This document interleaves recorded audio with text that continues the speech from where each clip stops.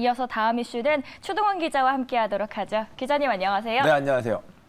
저희 오늘 첫 번째 이슈 어떤 기사가 가장 주목됐을까요? 네, 바비 인형이라 하면 전 세계에 많은 분들이 모르는 사람들이 없고요. 애기들이 가장 좋아하는 인형 중에 하나인데요. 이 인형 기업 마텔의 실적이 안 좋게 나왔습니다. 그 내용 한번 살펴보시죠. 관련 기사 보도록 하겠습니다. Mattel still sketches about stockings up toys. 장난감 재고 쌓이는 바비 인형 제조사 마텔 적자 전환하다라는 헤드라인입니다. 바비 인형 제조사로 유명한 마텔이 올해 1분기 순손실을 기록하면서 적자로 전환을 했습니다. 인플레이션과 경기 둔화 우려로 비필수품에 대한 소비가 더욱더 줄어든 것에 따른 해석으로 보입니다. 킥박스 보도록 하죠. 어렸을 때 바비 인형을 가지고 놀았는데 생각하면 정말 현실적인 몸매와는 동떨어지긴 합니다. 긴 다리와 잘록한 허리, 금발머리로 대표되죠. 그런데 여성이 실제로 바비 인형의 체형을 가질 확률은 10만 분의 1이라는 연구 결과를 보고 사실 살짝 위안을 받긴 했습니다. 이번에 새로운 바비 인형을 출시하면서 화제를 모으고 있는 마텔. 바비 인형으로 더 다양한 관점을 갖기 위함이라는 목표로 이번에는 다운 증후군 바비 인형을 공개를 했습니다.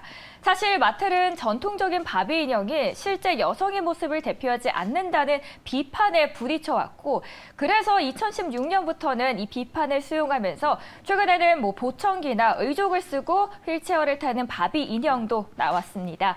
그림 함께 보실까요? 이번에 출시된 바비 인형입니다. 인형의 목에는 C자 3개가 달린 분홍색 펜던트 목걸이가 걸려 있는데요. 이 다운 증후군을 유발하는 유전적 특징인 21번 염색체 3개를 포함시킨 겁니다.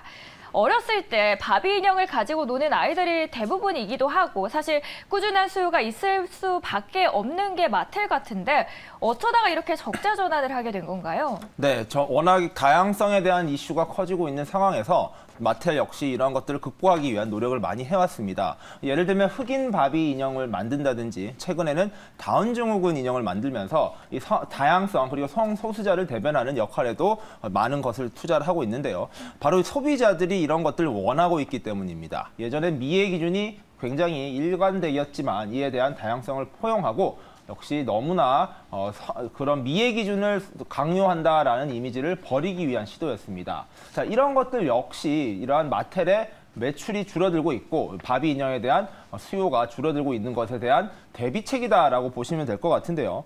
바비 인형을 대표되는 미국의 왕구 업체 마텔이 비용 상승과 수요 감소 등의 이유로 1분기 순손실을 기록했다고 이 실적을 밝혔습니다. 인플레이션과 경기 둔화 영향도 있었다고 보이고요.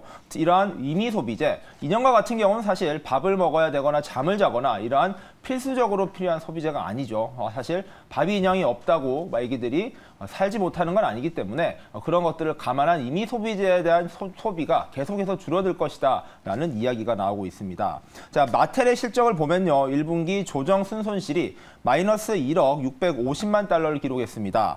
매출 같은 경우에도 전년 동기 대비로 21% 줄어든 8억 1,500만 달러를 기록했는데요. 이처럼 실적이 좋지 않게 나오자 마텔 측에서는 어떠한 대책을 마련해야 되는가 고심에 들어갔습니다.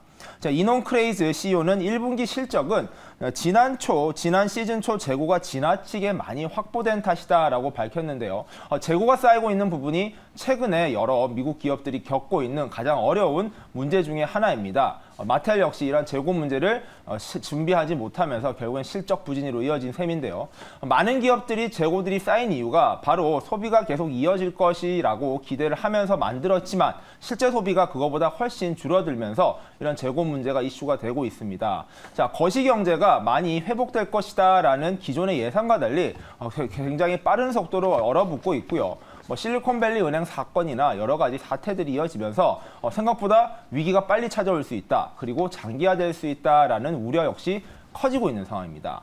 이렇다 보니 가계 부채가 늘어나고 있고요. 가계에서도 일단은 아낄 수 있는 부분부터 아끼자라는 측면에서 장난감이나 조금 필수 소비재가 아닌 임의 소비재에 대한 소비를 가장 먼저 줄이고 있는 것으로 분석되고 있습니다. 또한 소매 재고 증가뿐만 아니라 기본적으로 여러 가지 이유들이 있었는데요. 지난해 동기에 실적이 너무 좋았던 것도 하나의 이유로 꼽힙니다. 마텔이 예상 밖의 좋은 실적을 작년에 거두다 보니 올해 실적들이 눈에 띄게 나빠 보이는 것일 뿐 실제로는 그렇게 나빠진 것은 아니다라는 것이 바로 회사의 입장인데요. 자, 상반기 말까지 이러한 재고 문제를 찬찬히 해결하겠다라는 것이 마텔의 입장입니다. 이를 통해서 판매 처리들을 계속 하고요. 신규 아이템들 그리고 새로운 모델들을 출시해서 다양성을 포용하는 마텔의 이미지와 여러 가지들을 좀 부각시키겠다라는 것을 이야기했습니다. 또 바비 인형의 실제로 세계 매출은 40%가량 감소했다고 합니다. 즉 미국에서는 워낙 인기가 있고요. 뭐 한국에서도 애기들 저희가 어릴 때만 해도 이 마텔의 바비 인형은 인형의 대표성이 있었지만 워낙 지금은 경쟁사도 많고 각국의 특징들 그리고 나라와 인종을 특징을 반영한 인형들이 출시되면서 꼭 바비 인형이 아니더라도 다양한 인형들을 살 수 있다라는 인식이 생긴 거라고 보시면 될 것 같고요. 회사 측은 하반기부터 수요가 회복될 것으로 기대를 하고 있고 연간 매출의 전망치는 유지를 했습니다. 물론 이제 다른 기업들이 연간 매출 기록들을 조금 더 상향 조절한 것에 비하면 아쉬운 결과이긴 하지만 마텔이 자신감을 있게 이걸 유지했다라는 것은 좀 중반기 이후로는 가능성이 있다. 회복이 기대된다는 것이고요. 7월에는 북미에서 바비 영화도 개봉이 되는 만큼 이러한 효과들을 감안해서 하반기에는 충분히 극복이 가능하다라는 것이 마텔 측의 설명입니다. 네, 경기가 더 심해지면 사실 저희가 제일 필수적이지 않은 용도인 물품부터 사지 않게 되는데 그중 하나가 바비 인형까지 타격을 받게 됐다는 첫 번째 포인트로 설명을 드렸습니다. 저희 이어서 다음 외신도 만나보도록 하겠습니다.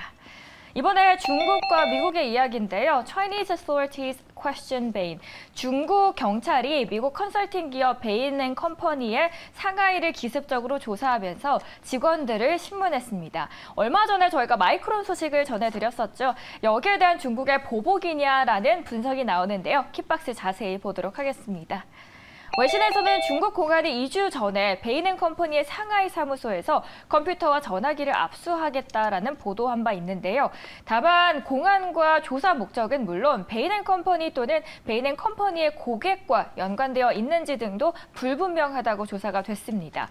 미국이 중국 기업 제재에 나서자 가만히 있을 수 없었던 중국. 외신에서는 중국도 미국 기업에 보복 조치를 가할 수 있다라는 우려감이 함께 제시가 되고 있습니다. 저번에 전해드렸던 마이크론과 비슷한 맥락에서 미중 갈등이 더 심화되고 있는 분위기라고 해석을 하면 좋을까요? 네, 맞습니다. 사실 지금까지 중국이 미국 측의 강한 대치에 대해서 크게 대응해 오지 않았습니다. 왜냐하면 주로 전반적으로 이슈들이 미국에서 발생을 했었고요. 미국 역시 중국을 직접 압박하는 방향도 있었지만 경쟁국들 또는 이제 동맹국들에 대한 제재를 통해서 간접적으로 중국을 압박해 왔었기 때문인데요. 이러한 상황에서 중국이 결국에는 직접적인 대응에 나선 상황이다. 그리고 이러한 대응이 본격화되고 있다라고 좀 보시면 될 것 같습니다. 자, 마이크론을 둘러싼 갈등이 첫 번째였습니다. 지금까지 반도체 갈등을 놓고 미국의 일방적인 중국에 대한 압박이 있어 왔는데요. 그걸 기다려왔던, 참아왔던 중국 측에서 마이크론에 대한 조사를 들어가면서요. 이제 중국에서의 마이크론 사업 어려워질 수 있다라는 전망이 지지난주부터 나왔습니다. 이러한 반도체와 관련된 갈등 같은 경우에는 가장 직접적이고 가장 대표적인 갈등으로 분석됩니다. 하지만 이번에 이슈가 되고 있는 베인 & 컴퍼니 같은 경우에는 컨설팅 기업입니다. 미국의 컨설팅 기업인 베인 & 컴퍼니가 다시 한번 상하이의 공안들에 의해서 상하이 지점이 조사를 받고 있다라는 뉴스가 나왔는데요. 과연 이러한 베인 & 컴퍼니에 대한 조사가 미국 기업, 중국에 진출해 있는 기업들에 대한 전방위적 조사로 이어질지가 지금부터는 굉장히 중요한 관전 포인트가 될 것 같습니다. 사실 중국 같은 경우에는 글로벌 기업들이 사업하기 가장 어려운 국가로 손꼽힙니다. 기본적으로 일당 독재 체제인데다가 정부 규제, 정부 정책에 따라서 사업이 운명이 결정되기 때문인데요. 그렇다 보니까 미국을 비롯해서 글로벌 기업들이 중국에 진출해서 사업을 잘 하다가도 어느 순간 갑작스럽게 사업을 멈춰야 되고 정부 규제로 인해서 문을 닫아야 되는 일들이 비일비재했습니다. 중국 역시 이러한 문제를 잘 알고 있기 때문에 지금까지 외국 기업에 대한 규제는 최대한 완화해 왔었고요. 이렇게 해야지만 중국 시장에 대한 글로벌 투자가 늘어나고 그다음에 글로벌 기업들의 중국 진출이 많아질 수 있기 때문에 중국 역시 이를 의식해 왔던 것입니다. 하지만 미국의 이러한 전방위적 압박이 커지고 있는 상황에서 중국도 가만히 참을 수만 없다라는 분석도 나오고 있습니다. 그런 만큼 중국이 이번 베인 & 컴퍼니에 대한 조사가 시작된 것은 앞으로 미국에서 많은 기업들이 중국 사업을 펼치는데 어려움이 확대될 수 있다라는 이유를 뜻으로도 분석되고 있습니다. 자, 중국 당국은 마이크론을 둘러싸고 압박을 시작했었고요. 지난달 20일에는 미국의 기업 실사 기업입니다. 민츠그룹에 대한 기습적인 조사를 단행했었습니다. 당시에는 민츠그룹에 급습해서 중국 국적을 가진 직원이긴 하지만 5명을 연행해 구금까지 하는 이슈가 있었습니다. 자, 민츠그룹 측에서는 도대체 어떤 이슈 때문에 조사를 하는지조차 알지 못한다라고 했었고요. 이 중국 직원들을 풀어달라라고 이야기했지만 중국은 그렇게 응하지 않았습니다. 이처럼 기본적으로 중국에서의 사업은 폐쇄적이고 굉장히 독단적인 일들이 많이 발생하다 보니까 미국 기업들에서는 이러한 것들을 감안해서 향후 투자를 줄여야 하는 것이 아닌가라는 우려가 커지고 있습니다. 자, 중국 주재하고 있는 미국 상공회의사에서 조사를 했는데요. 외국 기업들이 올해 가장 큰 도전이 무엇이냐라는 질문에 10명 중 9명이 미중 관계에 대한 비관적인 전망이라고 꼽았습니다. 그만큼 이제 중국에서의 가장 큰 이슈는 미중 갈등이 어느 방향으로 향하느냐, 이에 따라서 결정될 수도 있다라고 이야기를 할 수 있을 것 같은데요. 과연 지금 시작되고 있는 중국의 미국 기업에 대한 제재가 어디까지 이어질 것이고 뿐만 아니라 미국을 비롯한 동맹국이라고 할 수 있죠. 일본이나 한국과 같은 여러 글로벌 기업들에 대한 제재도 어디까지 확산되느냐, 이에 따라서 중국 내에서의 사업들, 글로벌 기업들의 역량이 결정될 수 있다라고 보실 수 있을 것 같고요.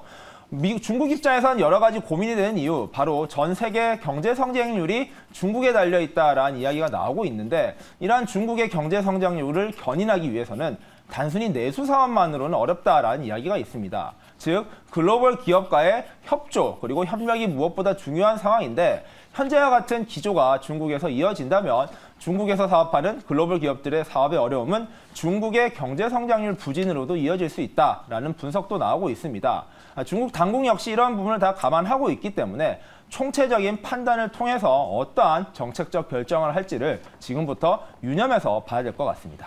네, 오늘 첫 번째 이슈로는 GDP 성장률에 대한 이야기 나눠드렸고요. 두 번째로는 인플레이션 경기 침체가 이제는 마텔까지 영향을 미치고 있다. 그리고 마지막으로는 미중 갈등에 심화되고 있는 지정학적 리스크까지 저희 다뤄드렸습니다. 오늘 한 주 수고 많으셨습니다. 저희 시청해주신 여러분 고맙습니다.